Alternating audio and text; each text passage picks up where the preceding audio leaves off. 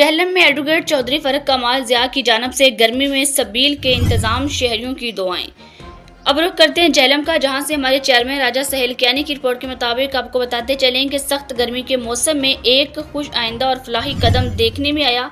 जहलम की मरूफ समाजी शख्सियात और सीनियर कानूनदान एडवोकेट चौधरी फरक कमाल ज़िया ने गुज़िश्ता रोज़ जहलम प्रेस क्लब के बाहर शहरियों के लिए ठंडे मीठे मशरूबात की सबील लगाई। सख्त गर्मी में प्यास बुझाने के लिए शहरियों की बड़ी तादाद सबील पर उमड़ आई। इस मौका पर जिला कचहरी जहलम के वकला और जहलम प्रेस क्लब के सहाफ़ी हजरात ने न सिर्फ शहरियों को अपने हाथों से मशरूबात पेश करते रहे बल्कि दुआएं भी समेटते रहे।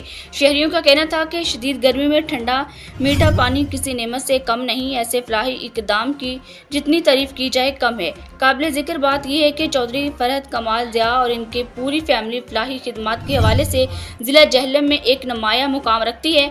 यही वजह है कि तमाम मुकाता फिक्र से ताल्लुक़ रखने वाले मुअज़्ज़िज़ीन इन्हें कदर की निगाह से देखते हैं। शहरी सबील से पानी पीते रहे और खलूस से दुआएं देते रहे।